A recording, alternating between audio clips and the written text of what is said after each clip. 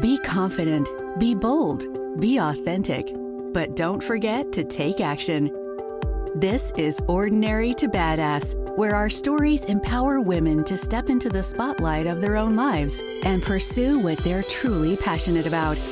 It's time to step into the arena and become more than just extraordinary. It's time to become a badass with your host, Marie Sonneman.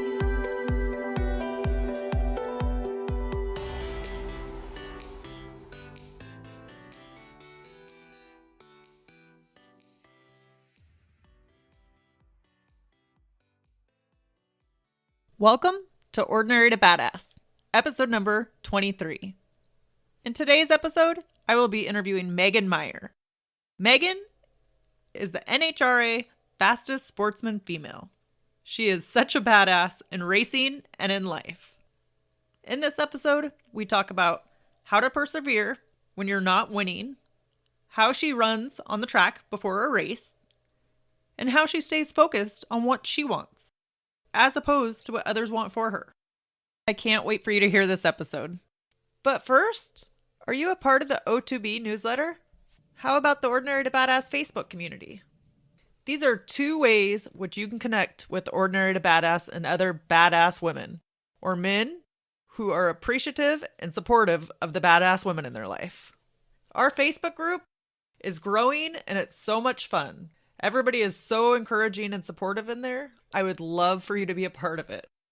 And as for the newsletter, I send out a weekly newsletter about all things badass. Go to ordinarytobadass.com and sign up today. Now, let's get to the episode.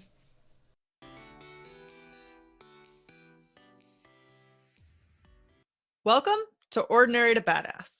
Whether you're ordinary or badass, I'm glad you're here. We are all striving to be confident, bold, and authentic so we can live a life that we're passionate about. Today's guest is Megan Meyer.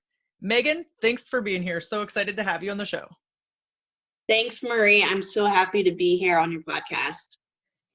So before we go any further, I have got to ask you, do you consider yourself ordinary or badass? I would say, in my eyes, I'm ordinary, but in other people's eyes, I'm badass. Nice. So why do you think other people look at you as badass? Just for the fact of being a female race car driver in a male-dominated sport. And, I would say to me it's ordinary because I just grew up around it my entire life watching my dad race, and now me and my little sister race. And we have a whole team that's mostly females, which is so nice. And so, it is pretty badass to be a race car driver, but to me, it's like a normal day. Yeah. How many people are on your team? We have a total of 5 drivers. 4 of them are girls, and then we have 1 guy. And then as far as pit crew, we have about 12 guys on our team. But also, like, I work on the cars. My sister works on the cars. My mom jumps in and helps out. So I love we're that. Very diverse. Yeah. So how did you come, I'm sure we'll dig in more later too, but how did you come to find your team? A lot of them are just family friends that we have. We have 1 guy that's a full-time employee, and he's our truck driver, gets the cars ready, all that stuff. He does all the main things. But then we have a couple guys that come in to help him out. And usually for our pit crew, we'll have a total of 3 or 4 guys per car, and we run 2 cars every weekend. And a lot of them are just friends that we've made over the years, whether it's people that were already in drag racing or other types of motorsports, and they just loved it and wanted to get, some more experience. Or it's just people that, had nothing, knew nothing about it. Uh-huh. They were just a fan, and we invited them out to the racetrack, and they just absolutely loved it. So most of our guys have been with us, on average, I would say about 5 to 10 years. That's so cool. It kind of highlights the importance of like building connections with people, just building friendships, and then it kind of goes from there. You never know what it turns into.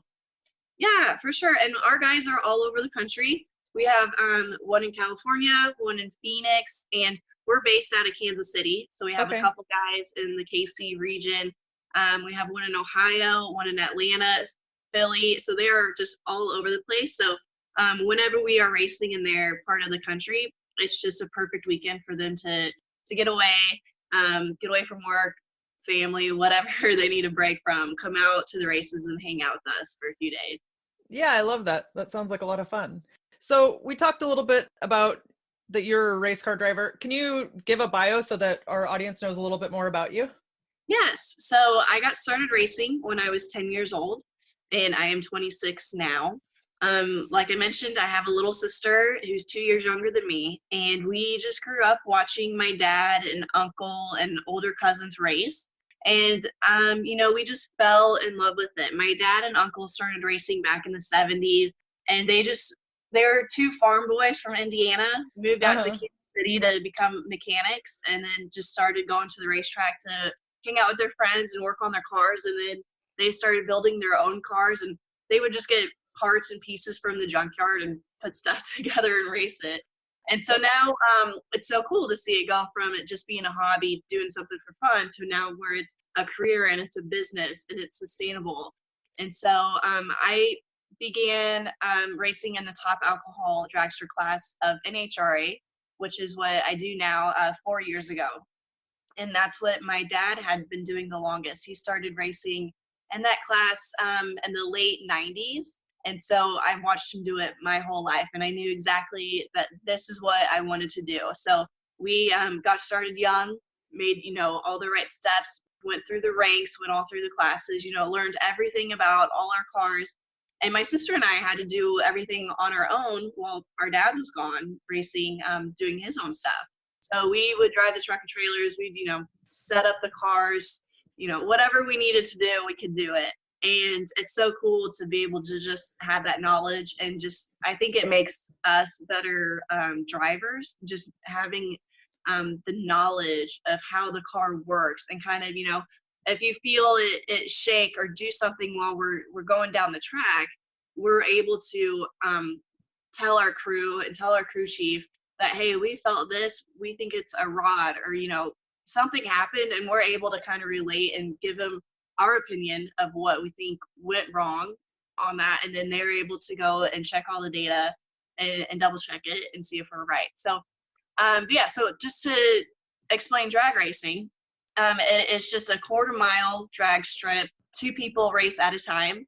You're at a stop, and then we have what's called a Christmas tree, where it has some yellow lights and then a green light.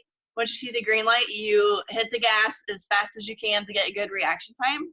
And then you just drive down the 1/4 mile, and whoever crosses the finish line first wins. So it's pretty simple, very fast. We run about 5 1/4 seconds at 280 miles per hour. Holy smokes. Yeah, very fast. It's so much fun. That's crazy. The most G forces I've ever pulled was 4.5 Gs off the starting line. So it's a lot of fun. It's a lot of thrill.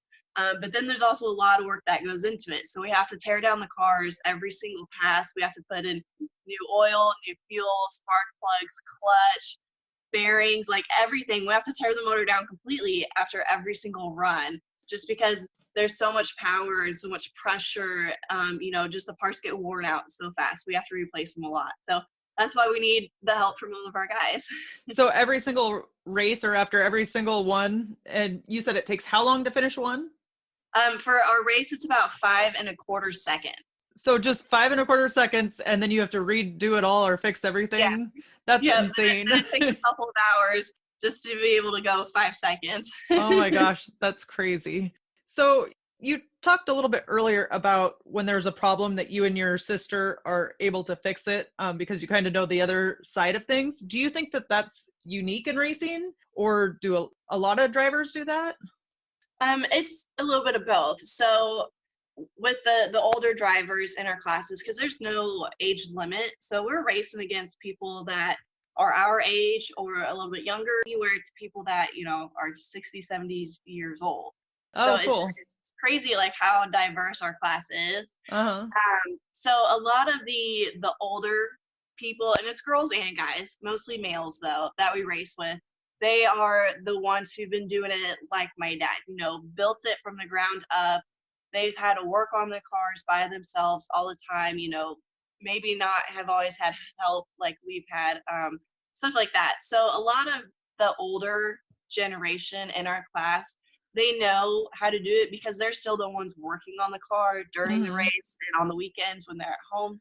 Whereas now we're seeing younger generation come in and, you know, not really teenagers, but like low 20-year-olds come in, and it's usually people that are just renting the ride. So that's like what we do. We only have 2 race cars that we can compete with, but like I said, we have 5 drivers. So our 5 people, including me and my sister, we all take turns racing, just going 2 at a time.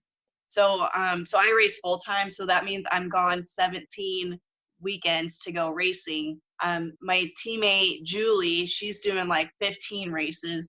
Rachel did 10. Our other girl Camry did 2, and then we have our guy Matt, which he did about 4 races, I believe, this year. So we're all taking turns. We're not all running 5 at the same time. So with that, Julie, Camry, and Matt are all of our rental drivers. So that means that they've raced before in other classes in slower rank. They want to move up, but they can't afford to buy their own race car, to afford all the parts and everything, the truck and trailer that all goes with it. So what we have done is we've opened up the seat and said, here, you know, this car's available. You can race at this race. You would just need to compensate us for our time, our labor, our parts, all that stuff.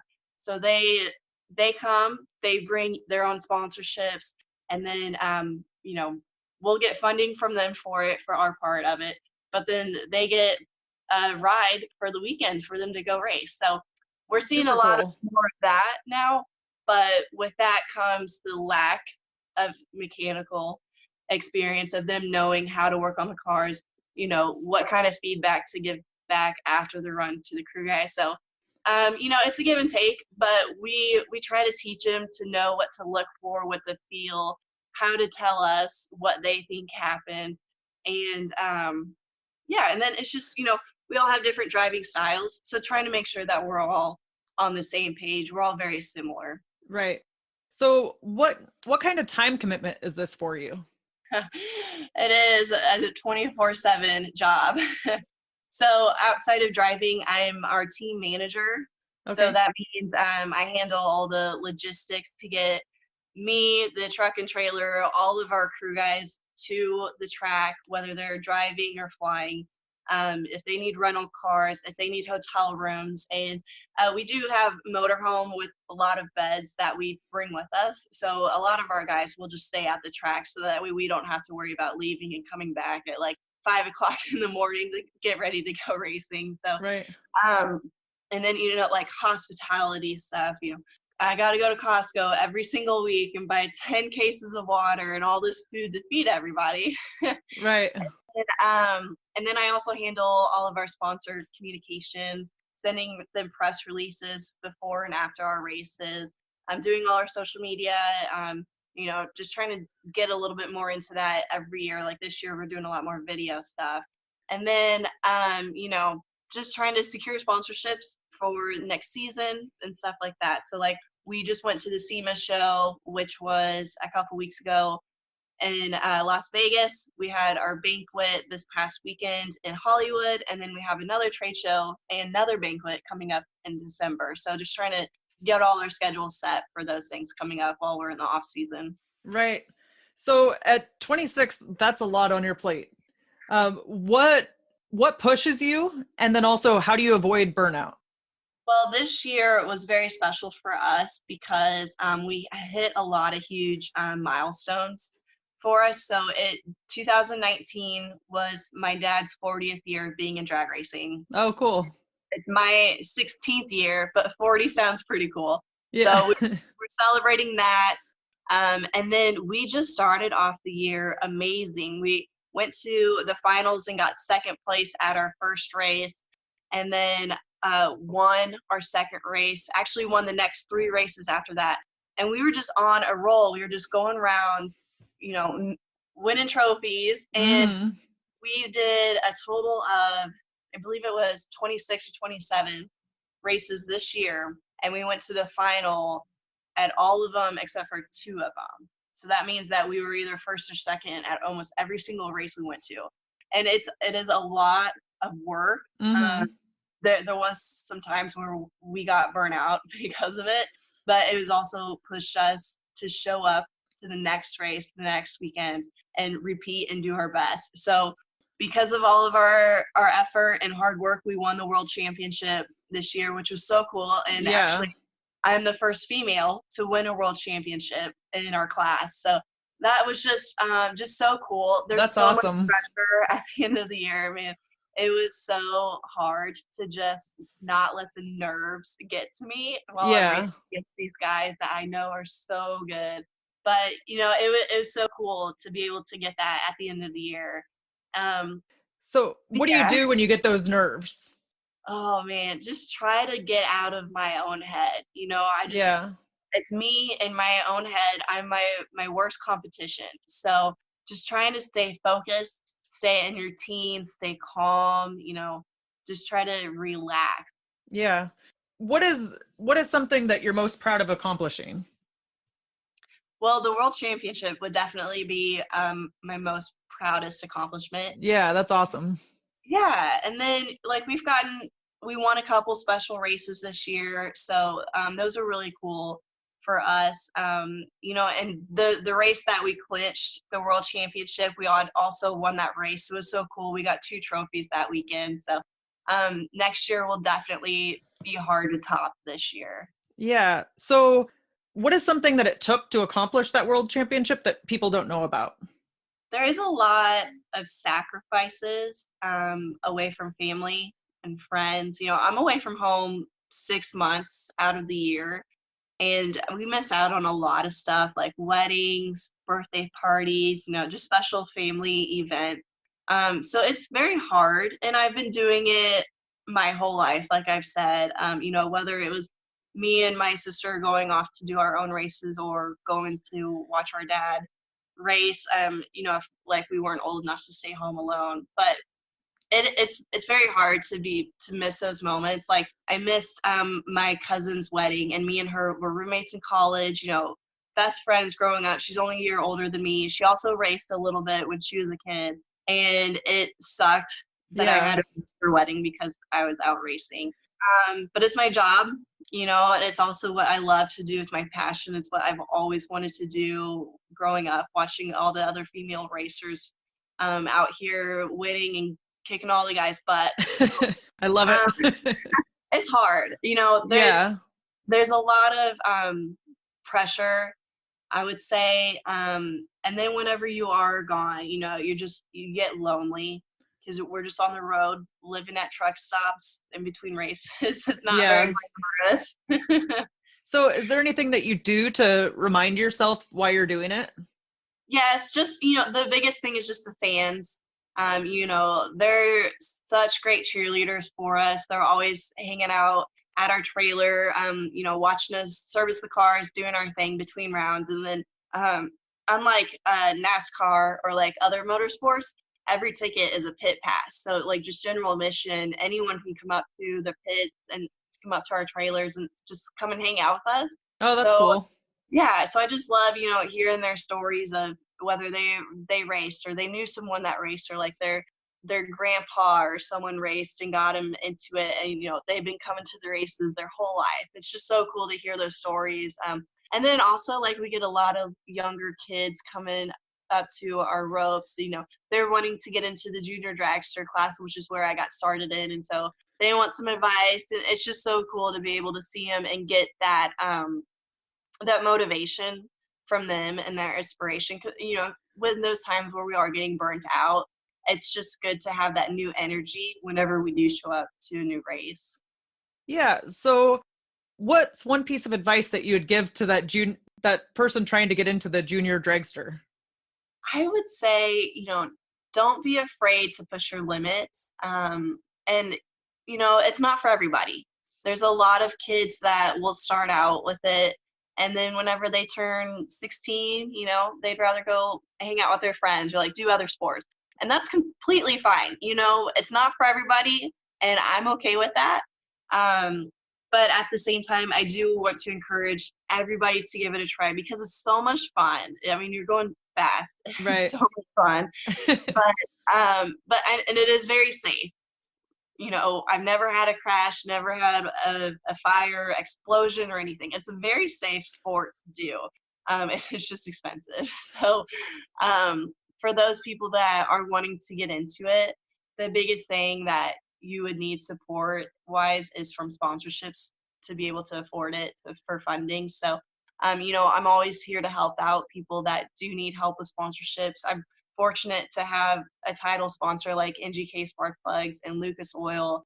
And we have a lot of just really healthy relationships with all our sponsors because we've just are family friends now. And that's the biggest thing is because I met them when I was young and stayed in constant contact with them. Even though it was some people that I've never met before, we would just email. And that's like one of the biggest things that keeps us going is our sponsorships. Mm-hmm. And so it's so important to be able to just, remember they're a person too. It may be a company that's sponsoring you, but you're communicating with a person.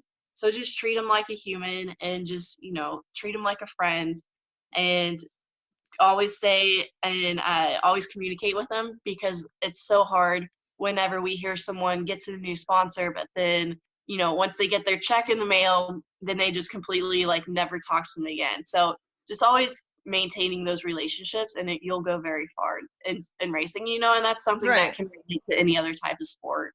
Absolutely. So it's just kind of keeping the communication alive once you have a sponsorship or if you're interested maybe in having a connection with somebody. Yeah. So let's talk a little bit about your struggles. Can you tell us a time when you gave up, but now you wish you wouldn't have? I did give up racing a little bit when I was in college. Mm-hmm. And a lot of that's just because I didn't have time to go to school full time, work part time and then race part time too. So we did cut back majorly while I was in college. And my sister ended up going to the same school that I did. And I went to school for graphic design. She went to school for mechanical engineering. Oh, that's cool. And yeah, so she's super smart. She's a really big time engineer right now. Uh-huh. Nice. But what led you to go to what led you to go to graphic design? Well, I've always was interested in it. But like we didn't have that in our high school. I grew up in a very small town. It's just a farm town in Kansas, nothing big, but we didn't really have graphic design. But I took all the business classes in high school and I really liked it. Yeah. And so I wanted to know more about it. And so I went to school. I actually started out in marketing and communications and I hated it because I'm not good at math and I got burnt out on writing and communications. So then I found graphic design and just fell in love with it. Nice. And the teachers and staff there were so awesome. All my homework projects were about racing and they just loved helping me out. So do you incorporate that at all now, like your graphic design skills? Yes, we do. So I do our website design, all of our social media, like pictures, videos, graphics that we do, email, newsletters, handle all that stuff. And then like our autograph cards that we do, that we give away to the fans, our crew uniforms that we have, the wraps on the cars, anything that we can do. I do it all in-house. And we save a lot of money because of that. So nice. I went into school wanting to learn something that I could bring back to racing. That's pretty cool.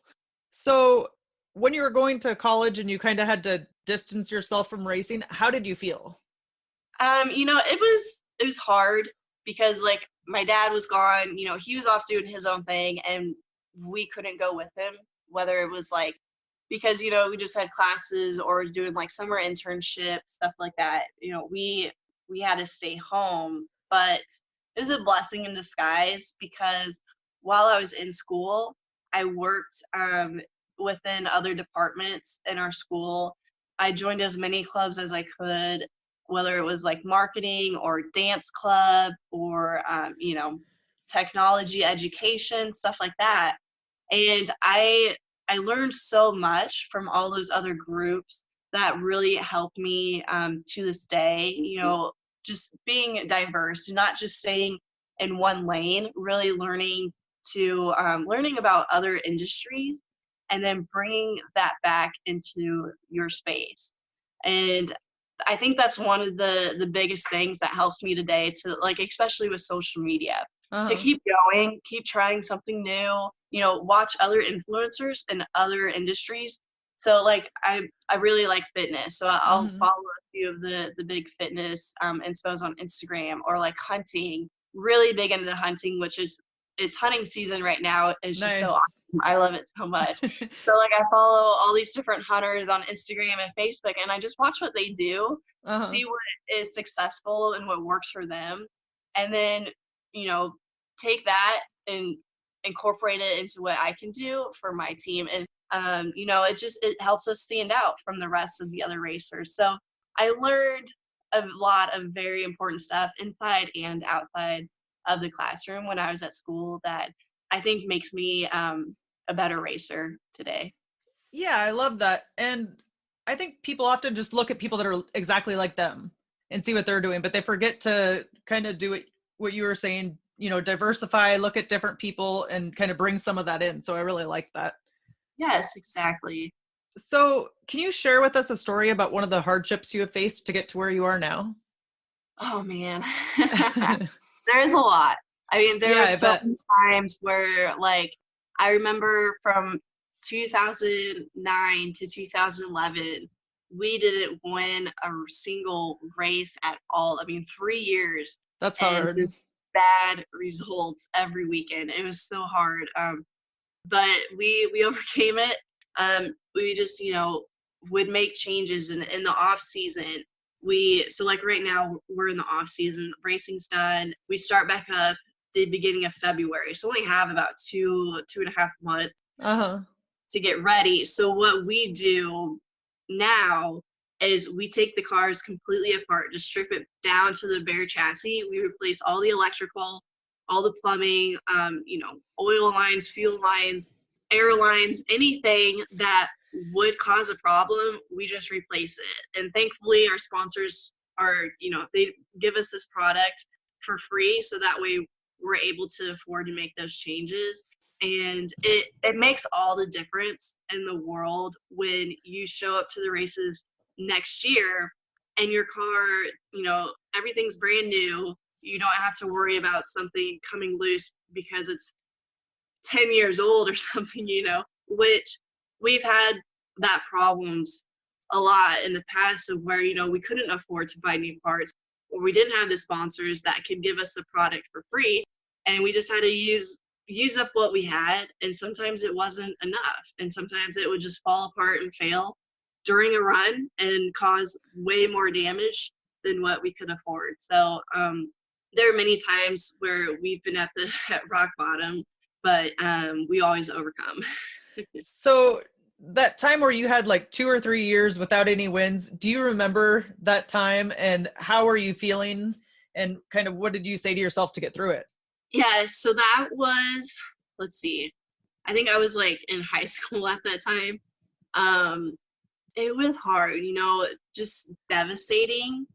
Just, you're wasting, I don't want to say wasting, but it feels like you're wasting time because you're leaving your friends and your family, not going to games, high school games, or parties, whatever, to go race.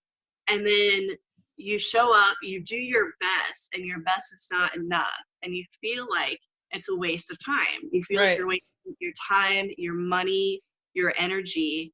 But we still want to race. We still want to win. And sometimes all you need is luck. Yeah. And, sometimes you get just enough luck to be able to be just a little bit faster than the guy that you're racing against to get a win. And there's been a lot of times, even this year, where we've only won on luck. And, yes, it's very, very devastating, very heartbreaking. I remember the first year that I became professional driver in 2016, I won my second race that I went to, and then nothing after that. Just went downhill. Every single race was just going downhill from there, and it was so hard. I ended the year. It was the absolute worst I've ever done. I didn't even qualify for the race. Mm-hmm. That was how bad we did. There's Right. like 30 cars and it has number 30 and they only take half of them. And I was so upset, I'm crying while I'm getting into the car because I know we're not going to make it. I know we can't do it. Uh-huh. And, just that mindset, it's not healthy. um, you know, but we worked so much harder in the off season to Yeah. make that would never happen again. And all our hard work is paid off.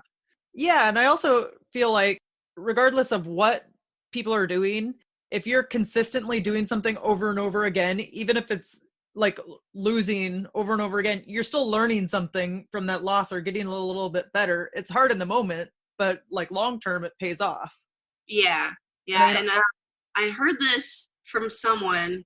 I don't know who said it, and I know it's like a famous quote, but turning your losses into lessons, and that's exactly what it is. yeah, so good.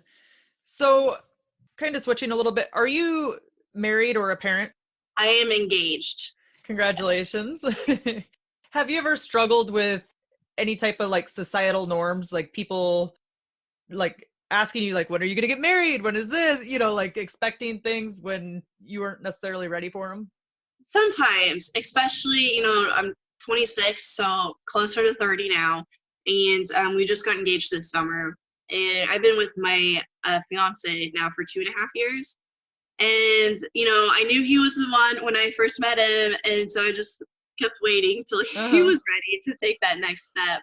But there was a lot of times where people are like, before I was engaged, they would ask me, when are you going to get married? Like, when are you going to take the next step? Or if not, then when am I going to go to Top Fuel, which Top Fuel is the next step up from where we are in racing. That's the the NFL of our Uh-huh. class. Like, Oh, cool. gone every single weekend, like racing all over the country, like no time for family at all. Uh-huh. And but especially the fans, they don't know any better, but they love that class. They love watching those guys race because they're the fastest, they're the hardest, they're the ones that blow up almost every single time, they're the entertainment. Whereas we're Uh-huh. there for the competition, we're there to race and win. Right. And we don't want to blow up our stuff because it's going to cost us money. Right. But so the fans, all the time, the fans are like, "Oh, when are you gonna go to Top Fuel? Are you gonna be a Top Fuel driver?" And I tell them, I was like, "No, like I don't have any interest in it. First off, I've been around it my whole life, and I've seen all the politics that go on in the back end, and it is not pretty. And I do not want to be a part of that. Also, there is a lot of adultery that goes on up there because it is the same group of people spending every single weekend together away from their families. So Uh-huh. it's a lot easier for them to start getting feelings for someone else, whether they're married or not. Right. And just, it's just all the stress that goes into it with sponsorships, media, all this stuff. It's like, no, I don't want to do it. It's not my thing. My heart's not in it for those reasons. My heart's in it just to race and drive and be competitive. And Yeah. and it's hard for people to understand Right. that I don't want to do that because that's what everyone's goal is whenever they start racing. They want to go to the very top, and they just get shocked when I say I don't want to go. I don't want to go to the top. It's not for me. But yeah, it's getting engaged has helped, to be Right. honest. To have more reason of why I don't want that, because I want to spend more time at home. I want to build a family. Like I said, my dad was gone a lot when I was growing up. He missed out on a lot of stuff that we did at home. Like, we were in 4-H group, we were in cheerleading, and he was gone for almost all that stuff. And so now it's, we're spending so much time together now is, making up for that time apart Right. when I was growing up. But still, all those memories we don't have. And I don't want that for my kids. That's cool. Well, it's cool that you have that perspective, and that you're able to see that and not let other people influence you or your decision. You're just kind of sticking with your values and then also going with what you know. So I love that. Yeah, exactly. So let's talk a little bit about your mindset. Tell me about your mindset and how it has led to your badassery. Well, I've had to work on my mindset a lot. Also, just, you know what, and I don't even know how to say this in a good way, but being less of a brat when I'm at the racetrack, Uh-huh. and feeling like I don't have to work on the car because I'm a driver, like I don't know how to say that in a good way, but there are a lot of drivers out there that act like that because they don't know how to do it, but Right. also someone like me where like I do know how to do it, but like there's times where I don't want to do it, like I'm exhausted. I don't Uh-huh. want to work. I'd rather just like go and watch Netflix and chill. But just trying to, not be lazy and, just get the work done and just do it. That's been hard for me and I'm still working on it to this Uh-huh. day. You're like, I just flew home from Hollywood at midnight last night. Oh, wow. And so it's like, I've got so much stuff that's due that like, I got to get done. It's like, I really don't have the energy to, but I got to do it. And, that's been the biggest thing for me when it comes to mindset. It's just, I have a list that's a million things long. Uh-huh. And it's that, like, I just see it and I don't want to do it, but I just got to get it done. I can't procrastinate. And that's procrastination is something that I'm good at. Do you always keep like a running list of things that you have to get done or that you have to do, or you just kind of have it in your head? A little bit of both. So my dad he's old school, does not know how to use a computer or anything like he's got an iPhone and can only do like two things on it. And Uh-huh. so he keeps a million lists. He's got like different colored paper for like each different type of thing, he's got to work on. And so I think I think I'm pretty organized when it comes to stuff like that. I carry a planner with me every day. I have my list, whether it's on paper or on my phone or in my head. But I have been working on a lot more like personal development stuff to be able to get better at that. So at the beginning of the year, I had a goal that I would read 2 books a month on personal development, leadership, mindset, stuff like that. Uh-huh. And I stayed with it pretty consistently. I'd say like the first half of the year, and then I kind of fell off after that. So I have a lot of books that I just bought off Amazon that I want to read. And so now that we're in the off season, I should have a little bit more downtime to be able to read those. So I'm excited for that because Nice. I love reading. Nice.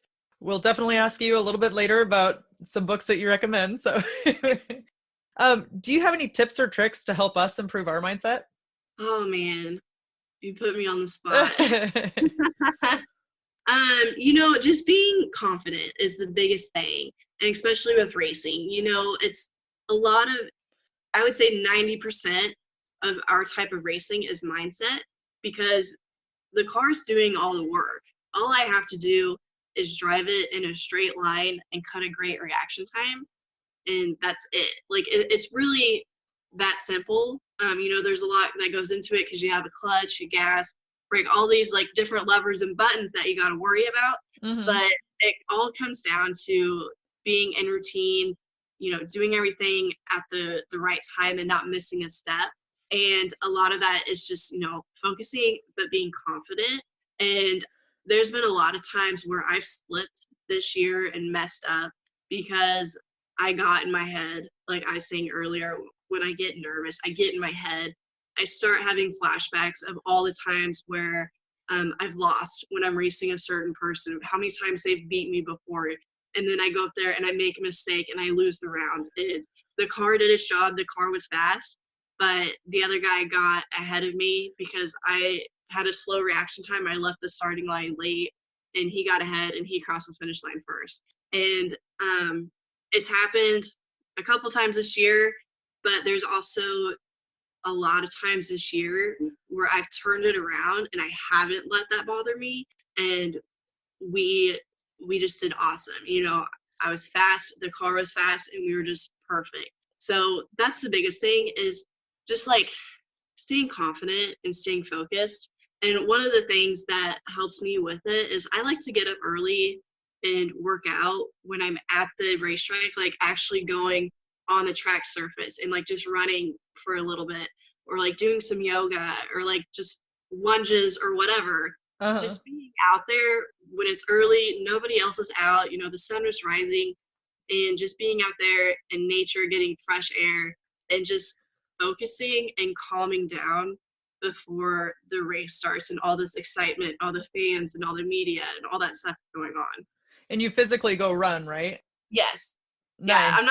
I'm not great at running or cardio, but Yeah. I could just do a little bit. So yeah. Yeah. That's pretty cool. And I'm with you on the nature thing, like just getting outside, or it just, I don't know, between the nature and running, it's like it just calms my mind a little bit.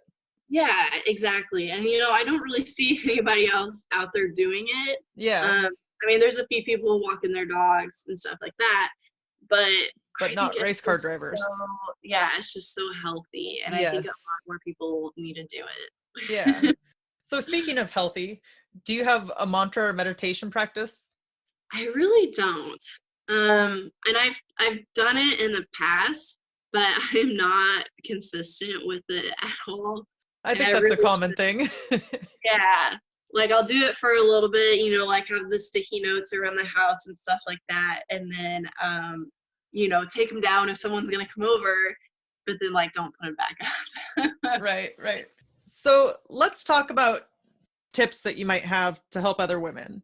If you could share one tip that you wish every female knew about, what would it be?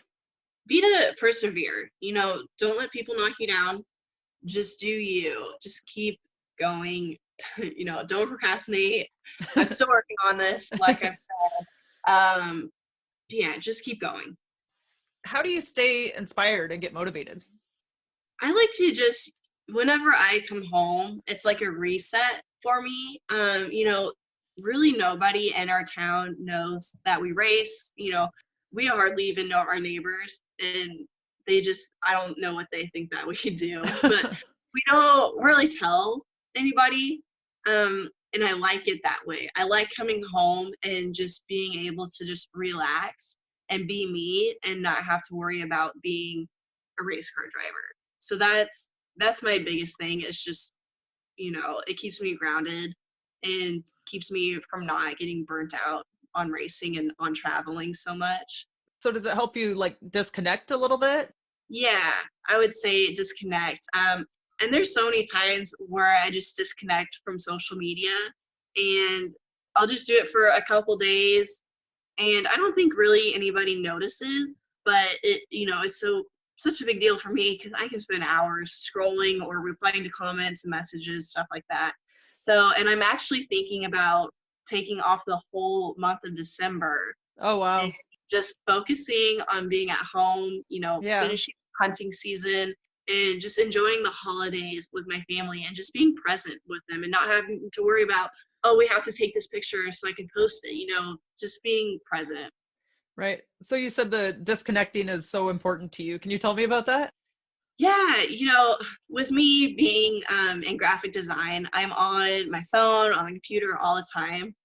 And like I have my blue light glasses on right now. It's easy for me to get burnt out on being a content creator or, creating videos or editing videos, editing pictures, graphics, all that stuff. So when I come home, I shut off like all my electronics and I just relax for a couple hours and just try to just take a deep breath, and like I love doing yoga. So like sometimes I'll go and do yoga and it helps just like clear my mind and just get refreshed.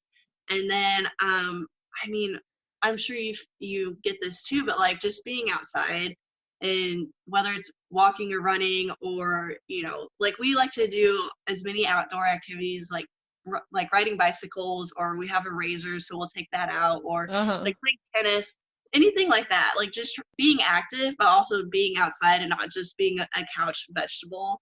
Yeah. Just shutting off electronics, getting some exercise, getting some fresh air. It's just so healthy and it's so important. And it just also helps, spark that creativity. Yes. When I do get a good idea, then it's like, oh my gosh, then I have to come home and try to create that. Right. I totally agree. Sometimes it can be hard to pull yourself away, but it's like, feels so much better when I do. Yes, So for sure. let's talk a little bit about badass advice, and this is more of rapid fire.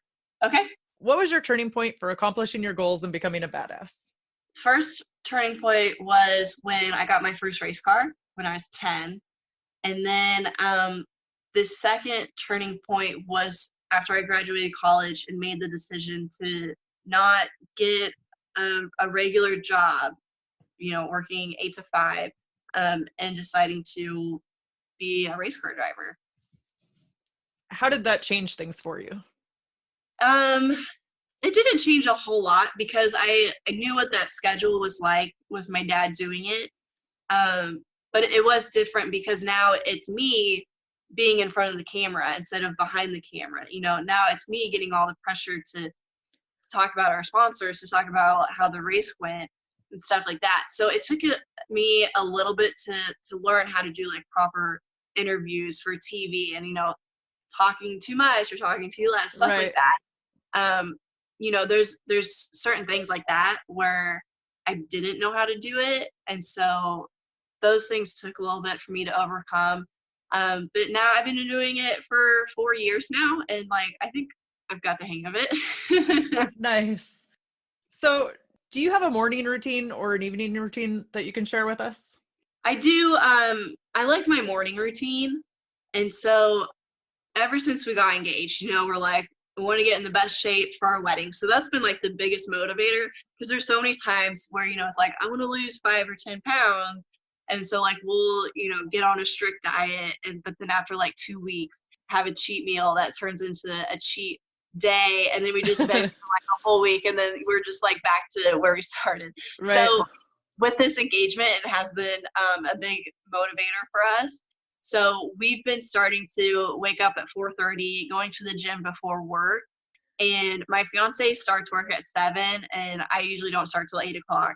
So it's kind of hard that our schedules are a little different on timing, Mm-hmm. but we'll go to the gym, work out from 5 to 6 or 6:30, and then just get ready at the gym and then just go to the office from there.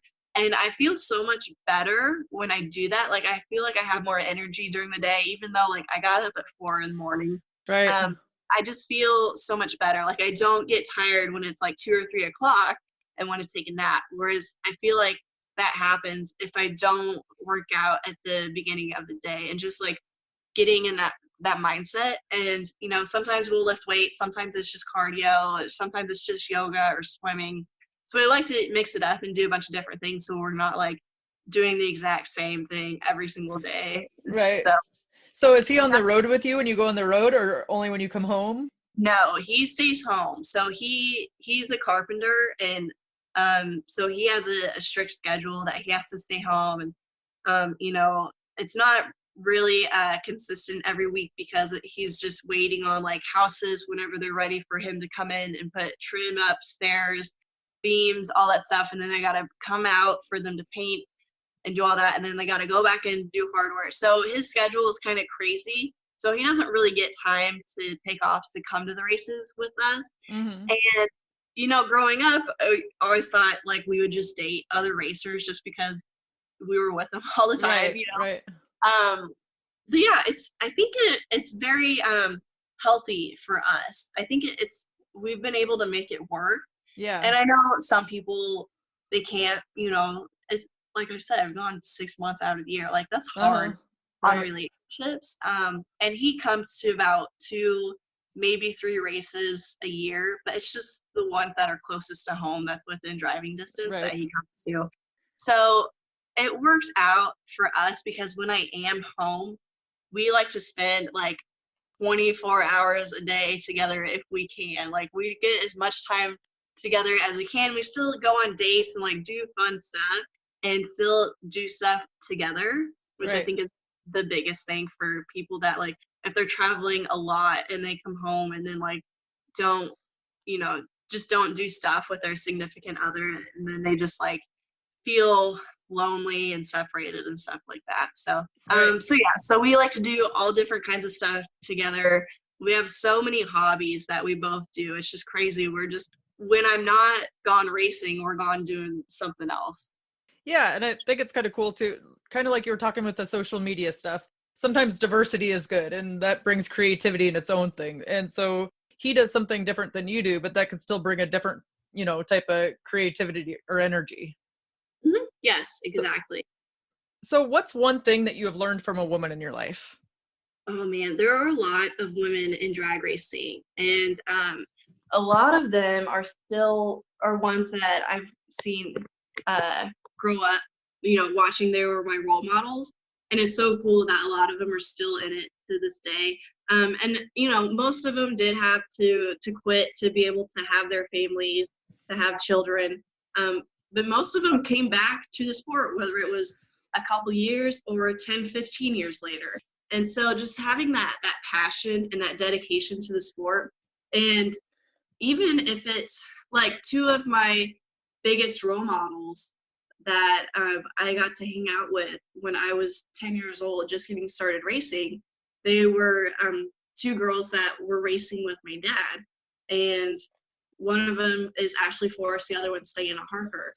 And this was like we didn't have social media back then, but they were like starting to realize how important it was to be able like to start getting high resolution images, or like starting email marketing lists, stuff like that. So not quite social media, but still, just like the cusp of it. And that's really, those two women are the biggest reasons why I went into marketing and communications and then graphic design, was because of their creativity and their I don't know what the word is that I'm looking for, but just being like artistic and bringing something different to the field versus like the typical guy. They show up with their car and to them they think a sponsorship is just putting a logo on the side of a car and that's it. It's so much more than that, to where it's like nowadays you can do so much on social media, email marketing, activation campaigns at the actual racetrack, where they have like stuff there at the track that fans can come and do to interact with them, that you don't even need to put a logo on a car anymore, because when we're flying down the track at almost 300 miles per hour, nobody can see that. Right.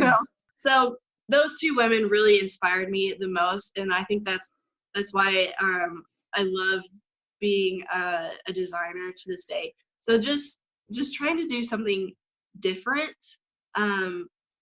seeing something while it's like just getting started, but then taking it and just going off with it. So what would you say to the female out there trying to get a sponsorship? I would say to always be professional. You don't have to be like other influencers on Instagram where they're in their swimsuits or something like that. Always be professional, be creative. And the biggest thing is just building those relationships.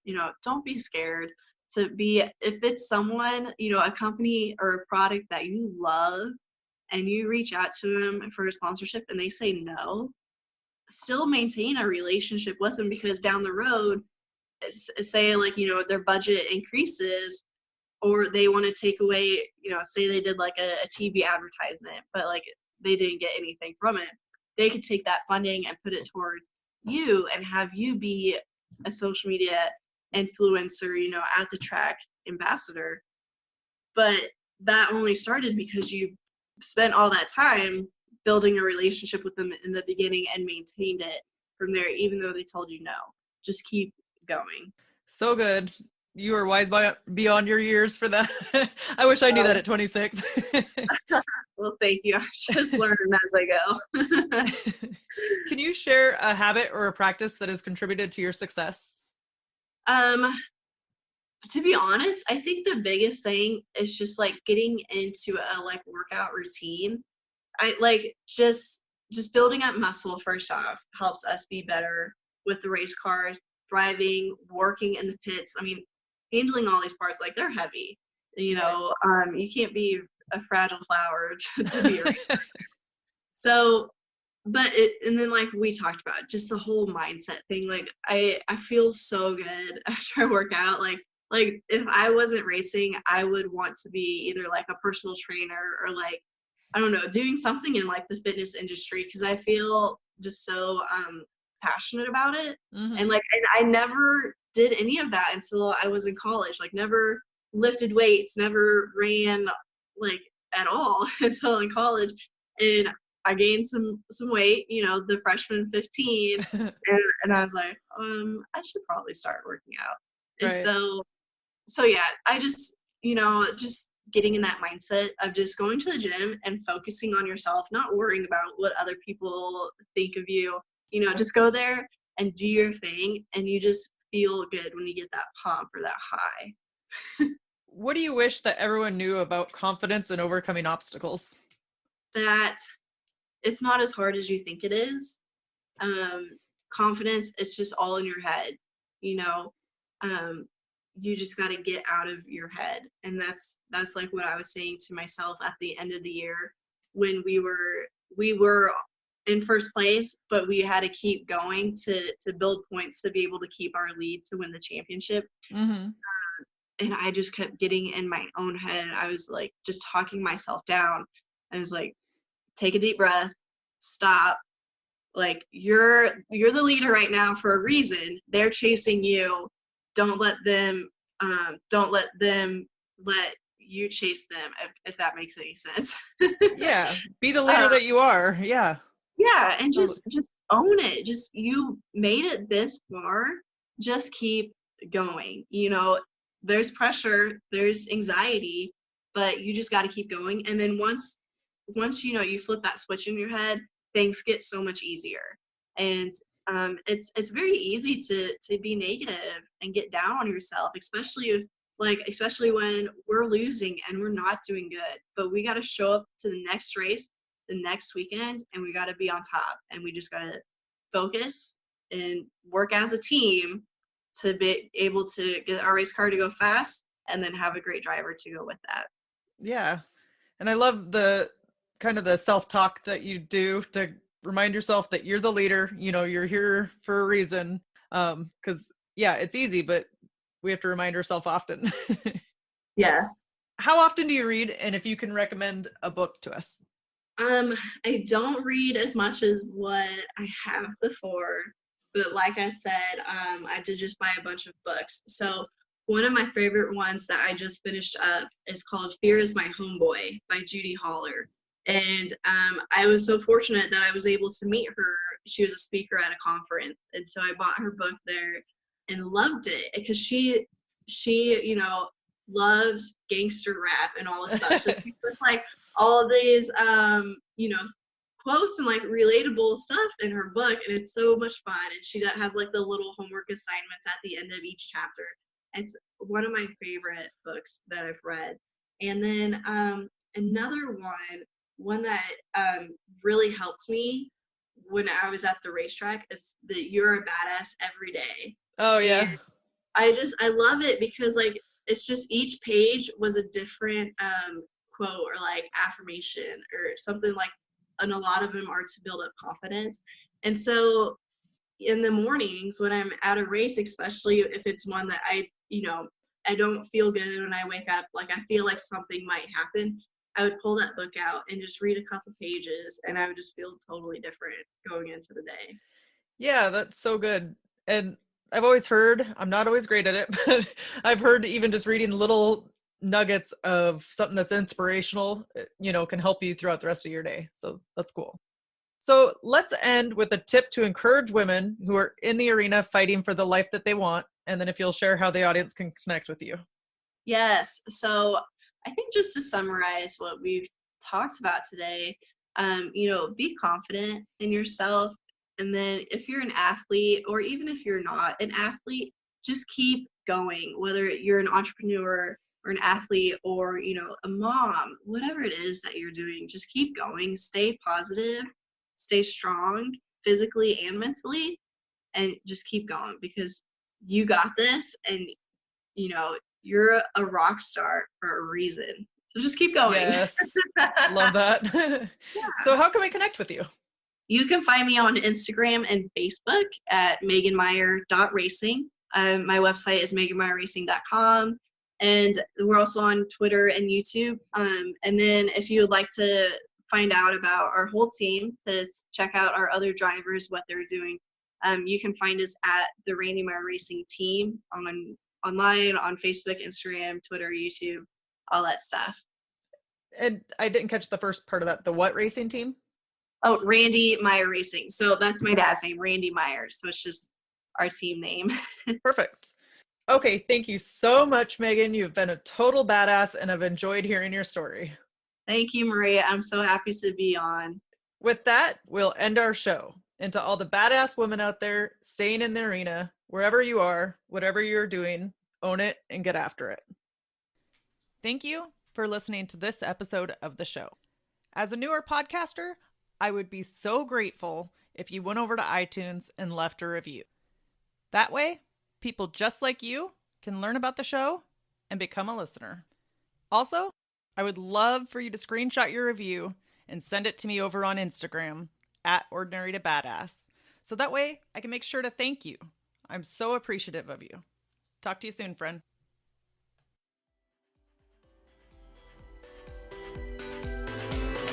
Now that you've listened to this episode of Ordinary to Badass, we want to hear from you. Go to our website, ordinarytobadass.com/podcast, and submit your own experience on how you took your life from ordinary to badass and get the chance to be on a future Spotlight episode of the show. That's ordinarytobadass.com/podcast. While you're waiting for the next episode of the show, wipe off the sweat, dust off the dirt, and get back in the arena.